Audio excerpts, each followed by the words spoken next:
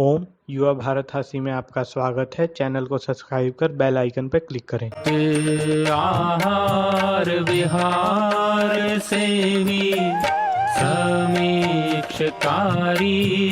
विषये स्वसप्तः दाता समः सत्यपरः क्षमावान् आप्तोपसेवी च भवत्यरोगः।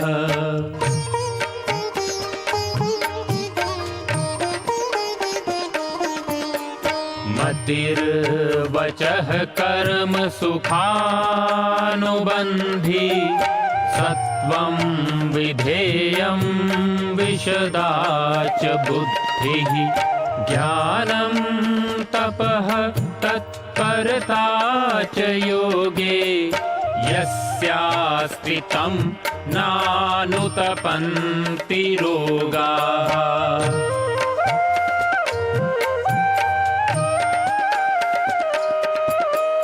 योगेन चित्तस्य पदेन वाचां मलं शरीरस्य च वैदिकेन योपाकरोतं प्रवरं मुनीनां पतञ्जलिं प्राञ्जलिरानतोऽस्मि पतञ्जलिं प्राञ्जलिरानतोऽस्मि पतञ्जलिं प्राञ्जलिरानतोऽस्मि।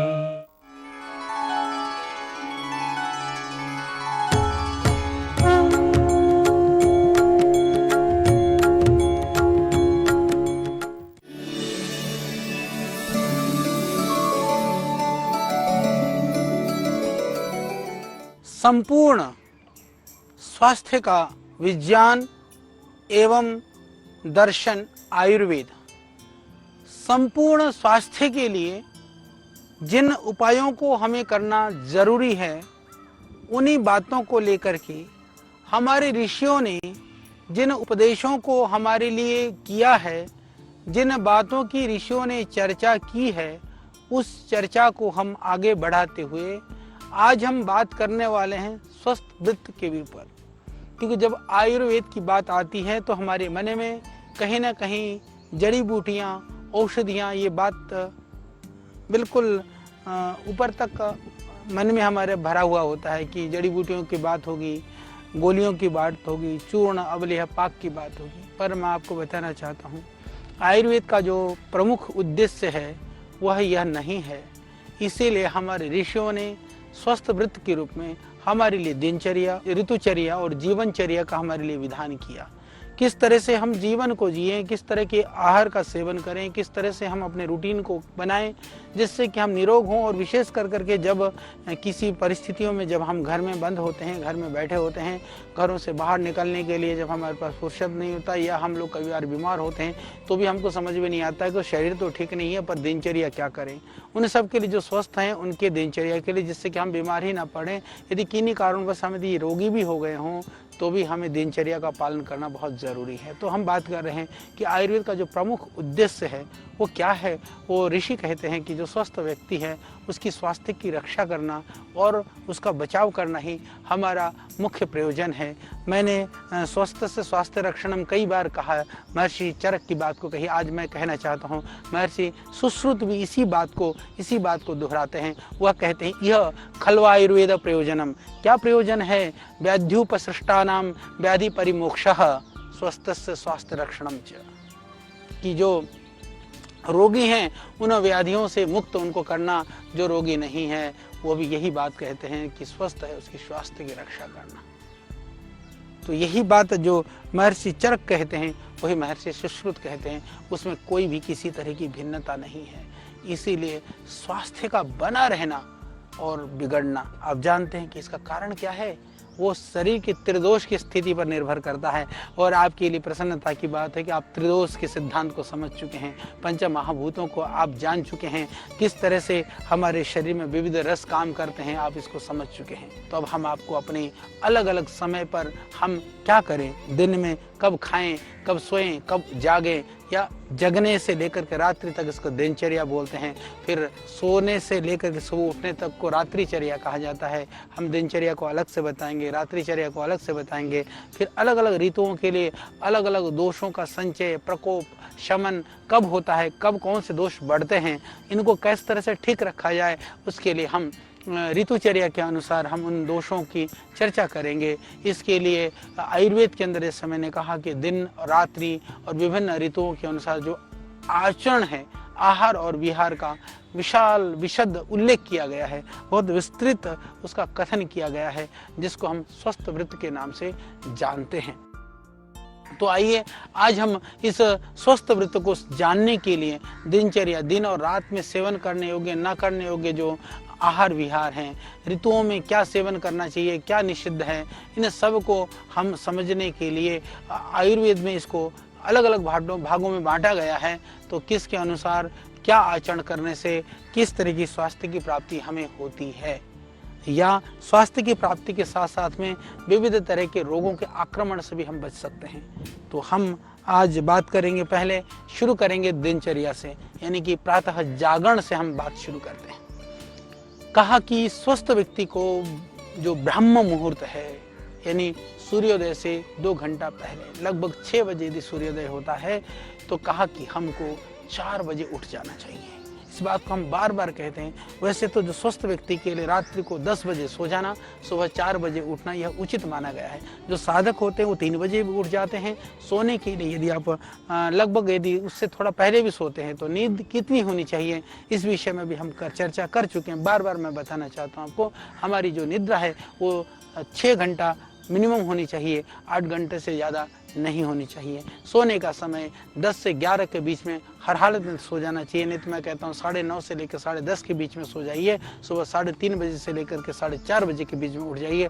5 बजे से पहले तो आपको उठ जाना ही चाहिए, क्योंकि शास्त्र में कहा भी, अष्टांग संग्रह के अंदर बहुत अच्छे शब्दों में लिखा हुआ है, ब्राह्मे मुहूर्त उत्तिष्ठे जीर्णा जीर्णम निरूपयन, यानी कि यह समय बहुत शुभ माना जाता है। सुबह उठ करके सुबह का जो वातावरण होता है वह उस समय पर सारी जगह पर शांति होती है, बहुत सात्विकता वातावरण में रहता है, स्वच्छता रहता है। उस समय पर पूरा एकदम प्रसन्नता सी, मन भी बहुत आह्लादित और प्रसन्न होता है। इसीलिए कहा कि उठते ही क्या करें, उसके लिए लोगों ने कहा कि नहीं, कर प्रार्थना करिए, अपनी इष्ट देव की आराधना करिए। सब उठते ही सबसे पहले उस परमपिता परमात्मा का स्मरण करिए, हे प्रभु तूने हमें निद्रा प्रदान की, अब उस निद्रा से हम जग चुके हैं। अब दिन में सर्वविध जो हमारा लक्ष्य है, जो हमारा कर्तव्य है, हम उसको हमें प्राप्त करा। या हम ये भी कह सकते हैं, यदि आप किसी देवी देवता की आराधना करते हैं तो अपने इष्ट देव का भी स्मरण कर सकते हैं, उसकी प्रार्थना कर सकते हैं। नहीं तो प्रभु का स्मरण करिए। सुबह उठते बिस्तर में ही आप अपने कर दर्शन करिए, यहाँ पर सुबह का संकल्प करिए और आप गायत्री मंत्र का स्मरण करिए, उच्चारण करिए, भगवान का नाम उच्चारण करिए। इसके बाद में आप उस समय पर महसूस करेंगे कि आपके साथ है वो जो दिव्य शक्ति है, जिसको आपको शयन में भी, निद्रा में भी जो आपको साथ दे रहा था, जो शक्ति आपके साथ थी, उस शक्ति का आपको अनुभव होने लगेगा। फिर सुबह उठते ही इससे मानसिक शांति, एकदम आप शांति से भर जाएंगे, प्रसन्नता बनी रहेगी। सच कहिए उस समय पर मन जो है बहुत तरोताज़ा रहता है, बुद्धि सब बहुत ही शांत होता है, बहुत शांति में होती है और थकान भी नहीं होती है सुबह उठते समय। तो यह स्मरण बना रहता है। और उसके बाद में हमको क्या करना है, प्रातःकाल उठ करके जो नित्य कर्म हमको करने हैं, उन नित्य कर्मों के विषय में हम बात करेंगे। हम सब जानते हैं कि सुबह उठ करके आपको कुल्ला करना है, शौच करना है, स्नान करना है, योग अभ्यास करना है, व्यायाम करना है।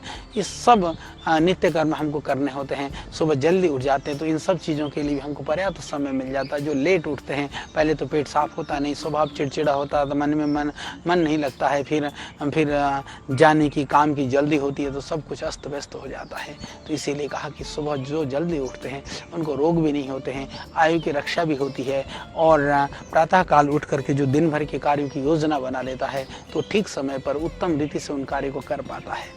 तो इसीलिए बहुत ज़रूरी है कि प्रातःकाल सही समय पर उठें, आनंदित होकर के उठें, निद्रा पूरी लें। इन सब विषयों पर हम आपको बहुत ही सरलता के साथ में, बहुत आनंद के साथ में और प्रामाणिकता के साथ में बताने का प्रयास करेंगे। तो सुबह उठते ही क्या करें? हमने कहा कि सुबह उठते ही परमपिता परमात्मा का स्मरण करिए। जो आपके जो वाहेगुरु है, खुदा है, अल्लाह है, गॉड है, भगवान है, परमात्मा है, ईश्वर है या आपके इष्ट देवता है, जिसको भी मानते हैं, किसी को भी नहीं मानते हैं, तो इस प्रकृति ने जो आपको असीम सुख दिया है, इस प्रकृति की जो व्यवस्था है, इसकी जो प्रकृति का जो देन है, कम से कम उसको तो याद कर सकते हैं। यानी आप नास्तिक हो चाहे आस्तिक हो, चाहे किसी को भी पूजते हो, किसी को भी भजते हो, किसी को भी मानते हो, जरूर जो आपको इस प्रकृति ने उपकार किया है, इस प्रकृति को चलाने के लिए जिन दिव्य सत्ताओं का, शक्तियों का जो एक योगदान है, उसका जरूर सुबह उठ करके हमको स्मरण करना चाहिए। कृतज्ञता का भाव, सुबह उठ करके जो कृतज्ञता व्यक्त करने का वही समय होता है कि हे प्रभु, तूने मुझे नया जीवन दिया है, तो मैं इस जीवन को अच्छे कार्य में लगाऊं, अपनी दिनचर्या को मैं ठीक करूं, अपने जीवन को ठीक करूं। इस तरह से प्रातःकाल उठते ही हमको प्रार्थना करनी चाहिए।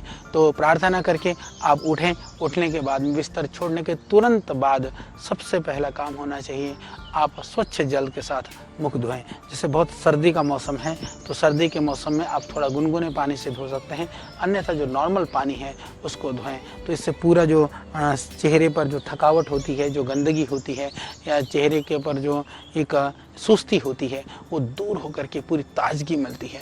तो इसमें जैसे पूरा आप अच्छी तरह से मुंह को धोएं और सर्दी में जैसे मैंने कहा गुनगुने पानी से भी धो सकते हैं। धो करके मुंह में पानी भर करके अच्छी तरह से मुंह में पानी भरिए, आंखों में छींटे दीजिए।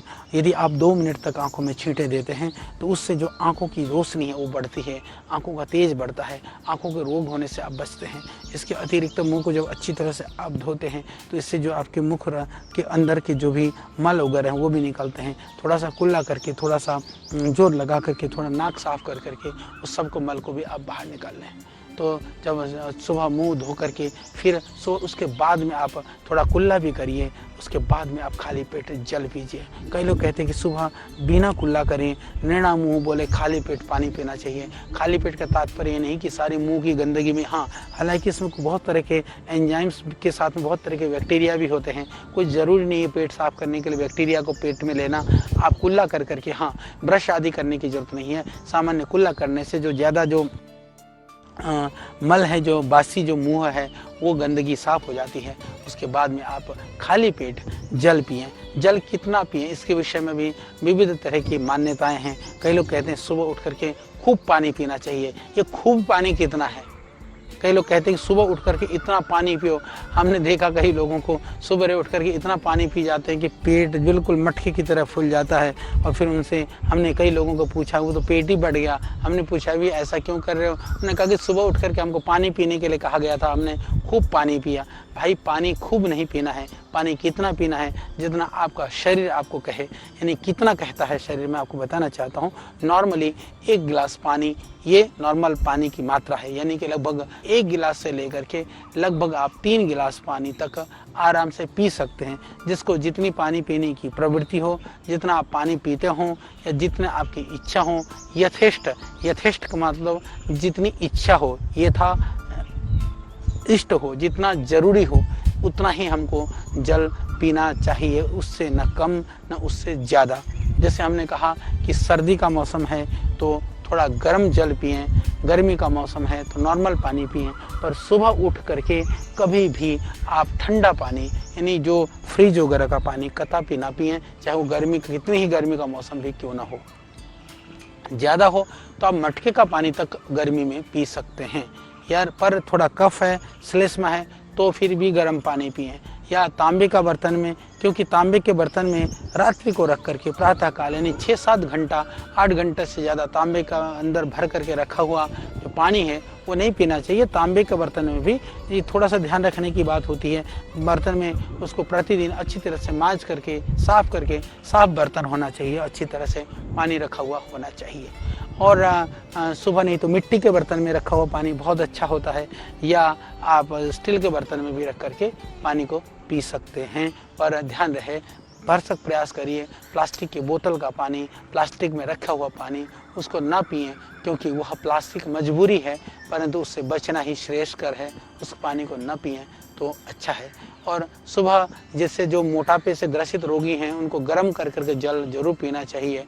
और मलमूत्र का त्याग भी उसके बाद में करना चाहिए, जल पीने के बाद में, जिससे कि शरीर से जो अनेक प्रकार के जो विषैले तत्व हैं वो सुबह आराम से निकल जाते हैं। इसीलिए इसे उषा पान कहा गया है कि उषा पान जो प्रातः काल उठ करके जो जल पिया जाता है उसको। और दूसरी बात है कि जल को कैसे पिएं। कई लोग सुबह उठ करके खड़े खड़े पी लेते हैं। हो सके तो आप उकड़ू बैठ करके, घुटनों के बल बैठ करके आप पी सकते हैं, अन्यथा आराम से बैठ करके ही जल पीना चाहिए। प्रायः ऐसा देखा गया है कि जो सुबह उठ करके जो जल को खड़े खड़े पीते हैं उनको घुटनों में दर्द होने की संभावना रहती है। इसीलिए सुबह उठ करके आप बैठ करके ही जल पिएं, चाहे वो प्रातः काल हो चाहे वह दिन में भी। यदि आप बैठ करके जल पिएं तो सर्वोत्तम है। खड़े खड़े जल को नहीं पीना चाहिए। घुटने में दर्द हो ना हो, कभी कभी खड़े खड़े पानी पीने पर धसका लगने की संभावना होती है, गले में अकड़ने की संभावना होती है। खड़े खड़े जल पीने पर कई बार जल के साथ वायु भी पेट में चला जाता है, उससे जो पेट फूलना, वायु गैस बनने की संभावना भी हो सकती है। इसीलिए प्रातः बैठ करके ही जल पीना चाहिए। और प्रातः काल के जल के साथ में कुछ लोगों की आदत होती है कि वो प्रातः काल उठ करके बेड टी पीते हैं। वास्तव में वो नुकसान ही करता है, हानिकारक होती है। और लोग कहते हैं कि उससे शौच बहुत अच्छी तरह से पेट साफ हो जाता है। ध्यान रहे, पेट साफ नहीं, ये भ्रम है। आप गर्म पानी को पीजिए, वो आंतें चाय पेट में जा करके आंतों को उत्तेजित कर करके थोड़ा मल को निकालने में तो थोड़ा हेल्प कर लेता है शुरू में, परंतु वो गर्म चाय वस्तुतः गर्म होने के कारण से ऐसा होता है, परंतु कुछ दिनों के बाद में फिर वो जहाँ के तहाँ चीज़ें हो जाती हैं। इसीलिए चाय पी करके पेट साफ करने के नहीं, गर्म पानी पी करके। और पेट यदि कम साफ होता है तो आप प्रतिदिन नियम बनाइए, सुबह एलोवेरा और आंवला, जिनको थोड़ी सर्दी रहती हो वो बेशक आंवला ना लें, पर एलोवेरा प्रतिदिन ले सकते हैं। नियम बनाइए पूरे घर के सारे सदस्यों के लिए। बड़े सदस्य के लगभग 20 ml, छोटों के लिए 10 ml एलोवेरा, इतना ही आंवला, यानी स्वास्थ्य की ये 2 घूंट सबको करेंगे सूट। हम पतंजलि में, क्योंकि वो आंवला भी एलोवेरा भी शुद्ध है, आप उन दोनों जूस को लेकर के मिला करके गर्म पानी मिला कर, उसी में गर्म पानी मिला दीजिए, थोड़ा ज़्यादा गर्म पानी मिला लीजिए, तो उसकी जो थोड़ी सी आंवले में कसेलापन होता है वो भी नहीं रहेगा। सुबह इसको पीजिए, फिर देखिए गर्म पानी के साथ एलोवेरा और आंवला लेते हैं तो चाय का बाप है ये, चाय से बढ़िया काम करेगी और हमेशा करेगी, और वो हानिकारक नहीं है, ये लाभकारी है। इससे आपको बहुत सारे लाभ होंगे, आपके लीवर में, डाइजेशन में, एसिडिटी में, कॉन्स्टिपेशन में, ये विविध रोगों में एकदम लाभ होने लगेगा। इसीलिए जरूरी है उसको पिएं। और कुछ लोग तो बहुत अद्भुत काम करते हैं। अद्भुत काम ये कि सुबह उठते ही एकदम सुलगा लेते हैं, कोई बीड़ी पी रहा है, कोई सिगरेट पी रहा है, और उनसे पूछो भाई से कि भाई ये बीड़ी सिगरेट क्यों? पर बोलो बीड़ी से ना पूरा एकदम अच्छा प्रेशर बनता है। सदैव स्वामी जी इसके लिए एक बड़ा मजाक करते हैं, मैं उन्हीं के नाम से ही बात कहना चाहूँगा। बोले जो भैंस है गांव में, घर में जो गाय हैं बड़ी बड़ी, वो 4-4 किलो का जो चोथ है ना, जो गोबर करती हैं, क्या वो कोई बीड़ी पी करके करती है क्या? ये सोचने की बात है। क्या जो बीड़ी नहीं पीते उनका पेट साफ नहीं होता है क्या? ये भ्रम है। हम लोगों ने इस तरह की एक मनगढ़ंत कल्पनाएं कर ली है कि बीड़ी पीऊँगा तो पेट साफ हो जाएगा, चाय पीऊँगा तो ठीक से लैट्रिन होगी। भाई साहब, जो गलत आश्रय है वो कभी सुखदायी नहीं होता है, गलत आश्रय हमेशा दुखदायी होता है। यदि गलती से ही सही आपने गलत आश्रय लिया है, उसको छोड़ दीजिए। जब अब आपको पता चल गया कि वो गलत आश्रय है, बिल्कुल कतई भी सुबह उठ करके चाय और कॉफ़ी नहीं पीना है। सुबह उठ करके बीड़ी सिगरेट तो कभी नहीं पीना है, चाय कॉफ़ी भी छोड़ देना है। यदि पीना भी पड़े तो सुबह खाली पेट बिल्कुल मत पीना। सुबह काढ़ा पीजिए, गिलोय का काढ़ा पीजिए, आप तुलसी का काढ़ा पीजिए। गर्म पानी में आप थोड़ा अदरक डाल करके, या गर्म पानी के अंदर में थोड़ा नींबू शहद डाल करके पीजिए। ये पीने की चीज़ है। सुबह आंवला एलोवेरा पीजिए, ये पीने की चीज़ है। क्योंकि जो कैफीन होता है ना, ये बहुत खतरनाक है आमाशय के लिए, आंतों के लिए बहुत गलत प्रभाव डालता है। तो ये इसको जो है इसको आप इससे कभी भी बचिए, इनका कभी भी सेवन मत करिए। हाँ, यदि ठंडे जल का सेवन करते हैं तो ये कुप्रभाव तो नहीं डालता है, पर जिसको जो शीतल जल नॉर्मल जल पीने से सुबह, पर जिसको खांसी है, जुकाम है, गला खराब है, ऐसे लोगों को जरूर सुबह गर्म पानी ही पीना चाहिए। ये बात हो गई सुबह उठ करके मुंह धोना, पानी पीना, किस तरह से पीना, क्या नहीं पीना। बातें छोटी छोटी हैं, पर इन्हीं बातों से हमारा जीवन बना है, इन्हीं बातों पर हमारा जीवन निर्भर करता है। इसीलिए इन बातों को सहज रूप से हम आपको बताने का प्रयास कर रहे हैं। फिर इसके बाद होता है मल त्याग। उसके बाद ही पानी पी करके किसी को इतना प्रेशर लगा होता है कि उठते ही भाई साहब भूल जाते हैं पानी भी पीना, और खटाखट जाकर धड़ाधड़ साफ हो जाता है। तो ध्यान रहे, यदि तेज प्रेशर है तो उठते ही यदि रोका जाने लायक भी प्रेशर नहीं है तो समझ लीजिए कि कुछ तो मामला गड़बड़ है, वहाँ भी गड़बड़ है। तो इसको भी थोड़ा ध्यान रखने की जरूरत है। अन्यथा यदि मल की विसर्जन की अनुभूति होते होते भी सुबह हो सके तो मुंह धो करके कुल्ला कर करके आप शौच त्याग करने के लिए जाएं। यदि किन्हीं कारण से रुका ही नहीं जाता है तो मल त्याग आप कर लेते हैं, तो मल त्याग करने के बाद 5-10 मिनट रुक करके ही पानी पिएं, क्योंकि तुरंत मल त्याग करके आते ही एकदम पानी पर चढ़ाई ना करें, ये बहुत ज़रूरी है। यानी पानी पीते ही शौच करने के लिए आप जा सकते हैं, शौच करके आते ही तुरंत पानी ना पिएं, कम से कम 10 मिनट आप रुक जाइए, फिर आकर के आराम से आप पानी पीजिए। क्योंकि उसके बाद में जो वायु है वो शरीर में शौच करते ही वो थोड़ी सी वायु बढ़ जाता है, पानी पीने से थोड़ी सी बेचैनी हो सकती है। और शौच के लिए जैसे हमने कहा कि प्रत्येक व्यक्ति को सुबह जरूर जाना चाहिए और नियमित रूप से आदत भी बनानी चाहिए। और विशेष करके आज का जो समय है भागम भाग का, तनावपूर्ण और विविध तरह की तनाव, एक समस्या दूर नहीं होती, दूसरी मुंह बाय खड़ी रहती है, अनगिनत समस्याएं। हमको लगता है कि इस परेशानी को दूर हो जाएगी तो फिर दूसरी परेशानी से हम बच जाएंगे, पर वो अंतहीन इन परेशानियों की इस भागम भाग और व्यस्त जीवन में भी हमको जरूरी है कि बाकी समय पर हो ना हो, मल विसर्जन यदि सही पर हो, मल का वेग सही समय पर बने, तो समझ लेना कि दुनिया के आप बहुत सुखी व्यक्ति हैं। सच मानिए, संसार में यदि सबसे बड़ा कोई सुख है तो समय पर मल का विसर्जन होना, और सबसे बड़ा दुख है समय पर मल का विसर्जन न होना। तो इसीलिए ये ध्यान रखिए कि मल का विसर्जन सुगम हो, सही समय पर हो।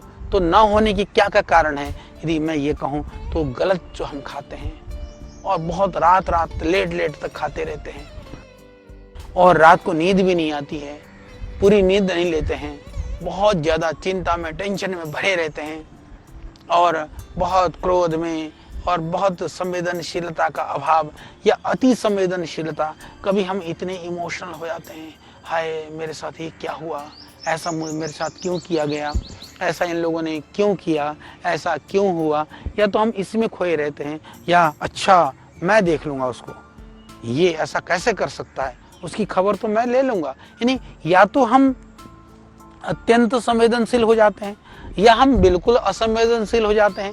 ये दोनों ही स्थितियां खतरनाक हैं। तो ये जो असंतुलित का जो स्वभाव है, यह इसको संतुलित करना होगा, इसको व्यवस्थित करना होगा, इसको कंट्रोल करना होगा।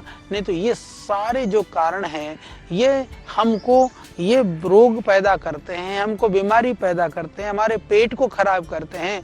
इसी तरह से जो वात कारक जो भोजन है, जैसे हमारा शरीर डाइजेशन सिस्टम तो कमजोर है, भाई ने दबा करके खा लिए मालपुए, दबा करके खा लिए पूरी कचौरे, हजम कहाँ से होंगे।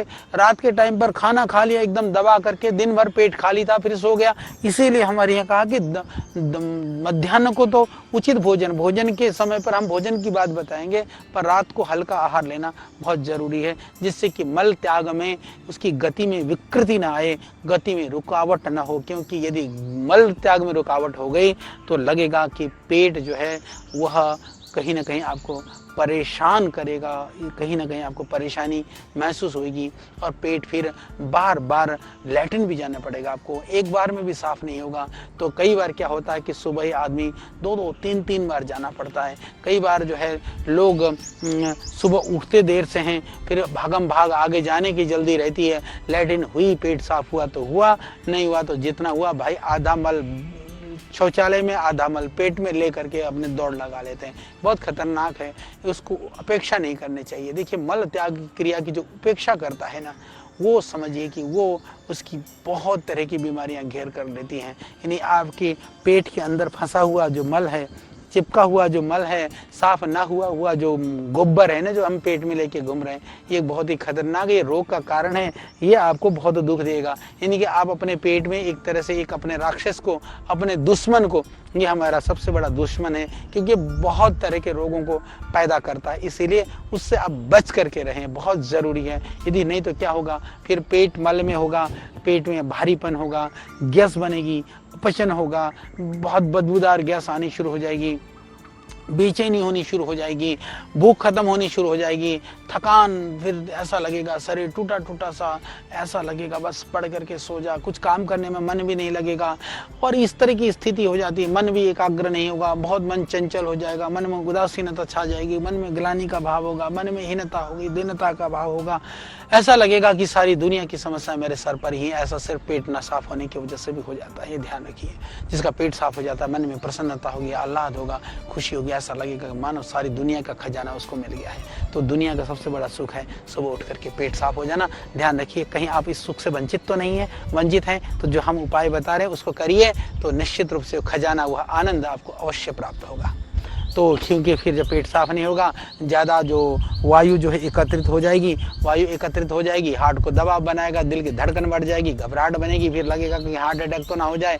फिर उसके बाद और वायु बढ़ेगी, फिर सर्दी जुकाम होना शुरू हो जाएगा, फिर उससे से एसिडिटी बनेगी, फिर हाइपर एसिडिटी होगी, फिर कोलाइटिस होगा, फिर उसके बाद में जो है अल्सरेटिव कोलाइटिस में वो बदल जाएगा, फिर अल्सर जैसी बीमारी हो जाएंगी, फिर उसके बाद बवासीर हो जाएगा, बवासीर हो जाएगा, फिर पाचन नहीं होगा तो जोड़ों में दर्द शुरू होना लग जाएगा, फिर गठिया भी हो जाएगी, न जाने क्या क्या होगा, बहुत कुछ हो जाएगा। इसलिए मेरे भाई, एक पेट साफ कर लो तो बहुत सारे रोगों से आप आराम से बच जाओगे। तो मैं आपको भयभीत नहीं कर रहा हूँ, आपको सावधान कर रहा हूँ।